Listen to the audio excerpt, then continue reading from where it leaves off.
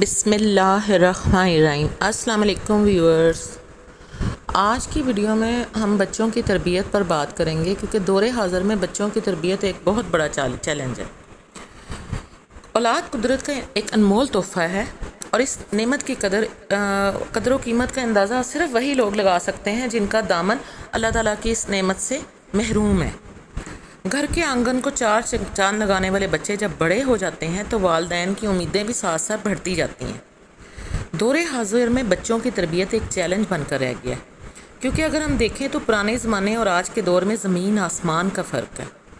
وقت گزرنے کے ساتھ ساتھ ہماری وہ روایتی اقدار بھی اب آہستہ آہستہ ناپید ہوتی جا رہی ہیں۔ جب وہ دور تھا کہ بچے باپ کے سامنے اونچی آواز میں بات کرنے کا تصور بھی نہیں کر سکتے تھے۔ بچے اپنے ماں باپ کی فرما برداری کا منہ بولتا ثبوت ہوا کرتے تھے، لیکن آج اگر دیکھا جائے تو بے شمار ڈگریاں لے کر بھی وہ فرما برداری، وہ پاس، بڑوں کا وہ ادب و احترام اور ہمارے دور کے بچوں کو چھو کر بھی نہیں گزرا۔ بچوں کی نافرمانی کی اصل وجہ ان کی تربیت ہے، بلکہ اگر ہم یوں سمجھ لیں کہ تعلیم و تربیت ایک دوسرے کے لیے لازم و ملزوم ہیں تو بیجا نہ ہوگا، کیونکہ جہاں ہم تعلیم پر زور دیتے ہیں وہاں پر یہ بھی ضروری سمجھا جاتا ہے کہ بچوں کی تربیت پر بھی اتنی ہی توجہ دی جائے جتنی ہم اعلیٰ معیاری تعلیم حاصل کرنے پر دیتے ہیں۔ بچوں کو اچھے اسکولوں میں داخل کراتے ہیں، ان کی فیسیں دیتے ہیں، بہت زیادہ فیسز ہیں آج کل بچوں کے اسکولوں میں، لیکن ان کے گھر میں تربیت کے اوپر توجہ نہیں دی جاتی۔ ماڈرن ریسرچ کے مطابق بچوں کی تربیت کا اصل وقت ان کی پیدائش سے لے کر 8 سال تک ہوتا ہے۔ اس دورانی میں بچے نے جو بننا ہوتا ہے وہ بن جاتا ہے، چاہے وہ جھوٹ بولنے والا بنے، چوری کرنے والا بنائے یا پھر ایک نیک اور ہمدرد انسان بنے، کیونکہ بچے کی مثال گیلی مٹی کی طرح ہے۔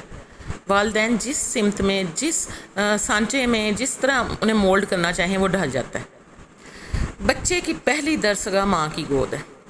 ماں کو چاہیے کہ وہ اپنے بچے کو ایک دار عالیہ کا خوگر بنائے، ان میں اچھی عادتیں پیدا کرے، اخلاق حسنہ کا خوبصورت اسے پیکر بنائے، ان میں ایسے اخلاق پیدا کرے اور ان کے لیے خود ماں کو ایسا ہونا ضروری ہے۔ اور ایسا اس کی مثال بالکل اسی طرح ہے جس طرح حضرت بابا فرید گنج شکر کی ماں نے انہیں نمازی بنانے کے لیے جائے نماز کے نیچے وہ یہ کرتی تھی کہ شکر کی پڑیاں رکھ دیتی تھیں، اور پھر وہ کہتی تھی کہ جب تم نماز پڑھ کر اٹھو گے تو اللہ تعالیٰ تمہارے جائے نماز کے نیچے سے شکر کی پڑیاں نکلے گی۔ اور اگر بابا فرید کی ماں ایسا کر سکتی ہے تو کہ آج کی ماں اس طرح کی کوئی انوکھی تدبیر اختیار نہیں کر سکتی؟ ماؤں کو چاہیے کہ وہ اپنے بچے کے اخلاق و کردار پر توجہ دیں۔ والدین اپنے بچوں کے سامنے بڑی دلیری کے ساتھ جھوٹ بولتے ہیں، چاہے وہ موبائل فون پر بات کر رہے ہوں یا کوئی اور کاروباری لین دین اور دنیاوی معاملات طے کر رہے ہوں، جس سے بچے پر بہت برا اثر پڑتا ہے۔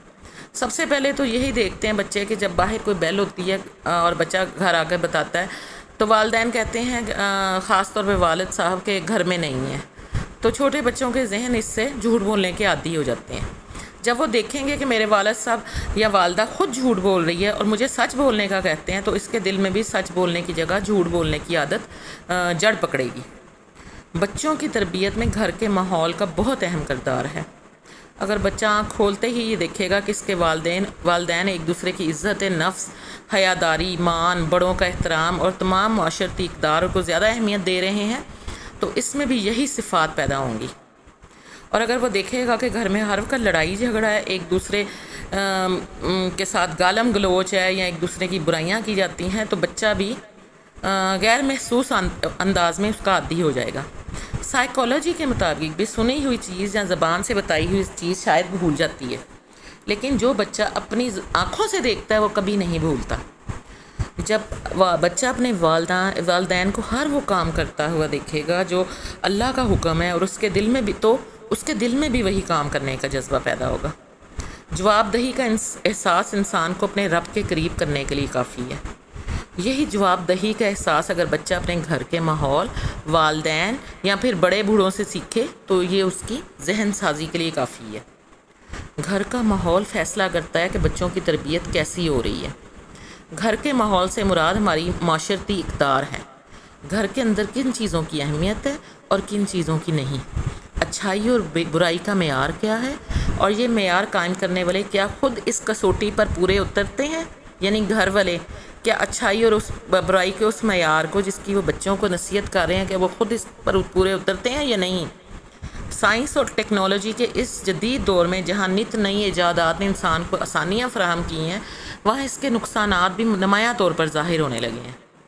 خاص طور پر موبائل فون کا بیجا استعمال، لیپ ٹاپ کا استعمال، ان سب چیزوں نے انسانوں کو ایک دوسرے سے دور کر دیا ہے، جس سے رشتے بھی کمزور ہو گئے ہیں، اور جس کا خمیازہ ہم اعتبار کی کمی کی صورت میں بھگت رہے ہیں۔ گھر میں رہ کر ہی ہمیں ایک دوسرے سے بات کرنے کا ٹائم نہیں ملتا۔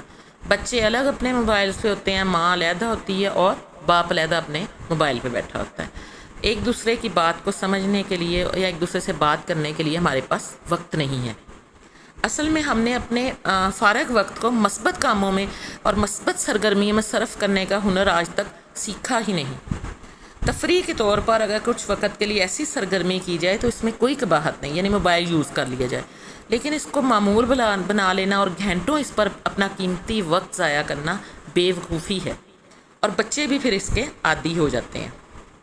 ہونا تو یہ چاہیے کہ گھر کے اندر نمایاں جگہ پر کتابیں رکھی جائیں جن میں مذہب، ادب، فکشن، تاریخ اور جاسوسی ناول اور دیگر دلچسپ رسائل وغیرہ شامل ہوں، یعنی ہر شخص کی ضرورت کے مطابق مواد موجود ہو۔ جب بچے اپنے بڑوں کو کتابیں پڑھتے دیکھیں گے تو ان میں پڑھنے کے اور تحقیق کرنے کے جذبات پیدا ہوں گے۔ بچے مشاہدے سے سیکھتے ہیں، بتانے سے نہیں سیکھتے۔ پہلے دور میں آج سے 20-25 سال پہلے کتابوں کی اہمیت تھی۔ آپ بازاروں میں جائیں، میں لاہور کی بات کروں تو بڑی بڑی شاپس تو علیحدہ ہیں، جو فیروز سنز یا ماورا بکس یا اس طرح کی، آپ دیکھیں کہ جو سڑکوں پر فٹ پاتھ ہیں ان پر بھی بکس ملتی تھیں، پرانی بھی اور نئی بھی، اور لوگوں میں اتنا شوق ہوتا تھا کہ آپ کو بک لینے کے لیے باقاعدہ جگہ بنا کر بک دیکھنی پڑتی تھی کہ اتنے لوگ کھڑے ہوتے تھے کہ بک خریدنے کا جگہ نہیں ملتی تھی۔ لیکن آج یہ سب چیزیں ندارت ہیں، موبائل نے ہر چیز کو ختم کر دیا ہے، ان سب چیزوں کی اہمیت کو ختم کر دیا ہے، اور ساری چیزیں سمٹ کر ایک موبائل میں آ گئی ہیں۔ اب یہ ہمارے اوپر ہے کہ ہم موبائل کا استعمال مثبت سرگرمیوں کے لیے کرتے ہیں یا منفی سرگرمی کے لیے۔ بچے جو اپنے ارد گرد دیکھتے ہیں اسی کا اثر قبول کرتے ہیں اور پھر رد عمل بھی ظاہر کرتے ہیں، کیونکہ وہ لاشعوری طور پر اپنے والدین کو آئیڈلائز کرتے ہیں، انہی کو فالو کرتے ہیں۔ بجائے اس کے کہ ہم ہر 2 منٹ بعد نصیحت کریں، بہتر یہ ہے کہ جو کچھ ہم ان کو بنانا چاہتے ہیں ان کے سامنے عملی نمونہ پیش کر دیں۔ اپنی زندگی کا ایک سنہرا اصول بنانا چاہیے کہ جو ہم اپنے بچوں کو بنانا چاہتے ہیں پہلے وہ ذاتی مثال بنا لیں، اور تربیت کا عمل اپنے آپ سے شروع کریں۔ بچوں کو دنیاوی تعلیم و تربیت کے ساتھ ساتھ آپ دینی تعلیم ضرور دیں، ان کو مدرسے بھیجیں، ان کو مسجد نماز پڑھنے کے لیے بھیجیں، اور یا اگر آپ مدرسے نہیں بھیج سکتے ان کو تو گھر پر ہی قاری صاحب یا پھر معلم کا انتظام کریں جو کہ ان کو قرآن پاک پڑھے اور قرآن پاک سمجھائے۔ یہ بہت ضروری ہے۔